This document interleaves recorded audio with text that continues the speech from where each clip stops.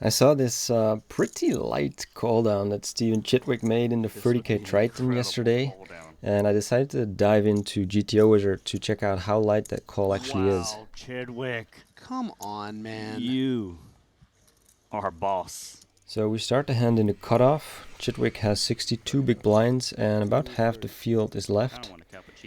He opens into Weisman's big blind, and Weisman's playing about 50 big blinds. Something that's funny in hindsight is that someone at the table says Stevie's easy to punish, and Moneymaker said, yeah, I tried that once, did not work out too well. Stevie's easy to punish.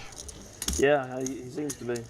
I tried to do it once last tournament we played together. It did not work out well for me. So Weisman makes a call with ace-8 offsuit, and we go to the flop, which draws Queen 9-6 rainbow, and Weisman checks to Chidwick, and Chidwick decides to check back. So before we check out the turn play, let's head over to GTO Wizard to see if the flop play that Stevie made was correct. If we look at the range comparison on the flop, we can see that Chidwick has a pretty big equity advantage, so it's no surprise that Weisman has to check his entire range. And then if the cutoff bets pot, which is what the solver chooses if it has to choose only one bet sizing, then the 6-5 of diamonds is a pure check. So kudos for Stevie for finding the right play there. The turn is pretty interesting. It's the 10 of spades, which completes some of the straights like King Jack and 7-8 and brings a lot of draws. And Weisman decides to bet 16k into 59k. Chidwick, having bottom pair, can't go anywhere for this price, so he decides to call, and we're gonna see a river. But first, let's take a look at the turn play in GTO Wizard to see what the solver thinks. So if you let the solver pick a sizing, it goes for 67% on the turn, so that's a bit bigger than the sizing that Weisman used. But let's go over to the 27% sizing, and there we can see that the ace-8 off combo Weisman has is bet 100%, so yeah, kudos to Weisman for finding that bet. If we look a little bit closer to his range, we can see that he's checking some straights, some sets, some two pairs, so there's definitely some strong hands that are checked. If you look into the flush draws, he bets about half, a little less than half of his flush draws. So these ranges are kind of hard to balance. You have to kind of balance your frequencies in some way. So maybe Chidwick's already thinking like, maybe he's gonna bet too many flush draws or too many of his strong hands or some of the other tendencies that he might have picked up from Weisman. So Weisman bets and Stevie faces the decision here. He's not folding much at all versus this sizing. It's like some ace-7, it's like mostly some ace highs and some of the smaller pairs. And he has a pretty comfortable call with the 6-5 of diamonds. Wow, doesn't. Nice. Calling with fourth pair. The river is the deuce of diamonds, so that's about as blank as it gets. All the draws miss. And Weisman now has a decision to make. He probably realizes that there are so many draws, so is this hand going to be in the betting range, or is he going to be over bluffing if he bets this?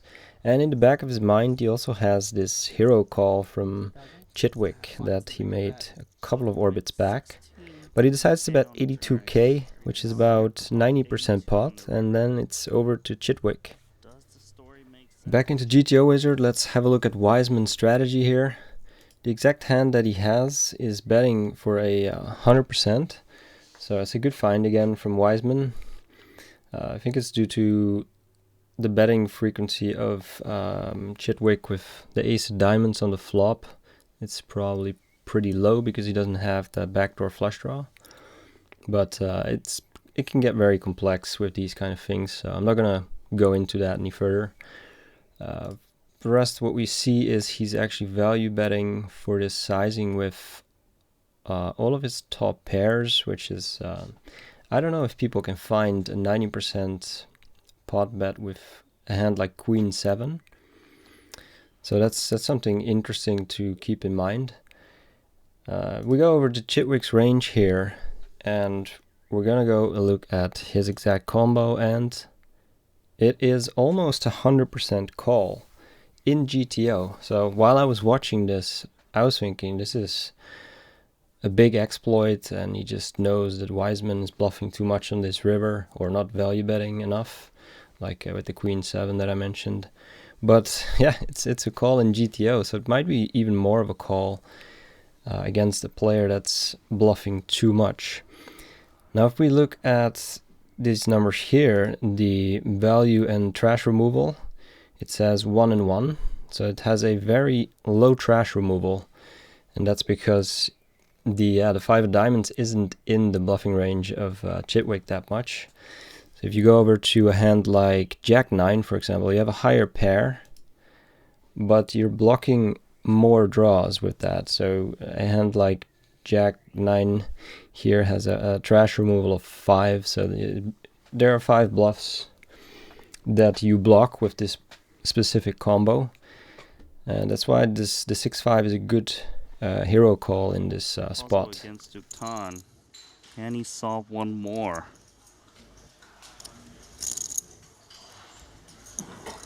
This would be an incredible call down. Wow, Chidwick. Come on, man. You are boss. Oh man, and just the can barely blurt it out. Barely say nice hands. So there you have it. Some pretty high level poker from both players, and this just shows why Chidwick is known as one of the best tournament players, maybe the best tournament player of today. I just started making these videos. If you enjoyed it, I definitely did making them. I love watching the Triton series and the EPT stops and stuff like that. And yeah, I also enjoy just looking into the strategy, and I wanted to share some of that with some other people who might also enjoy it.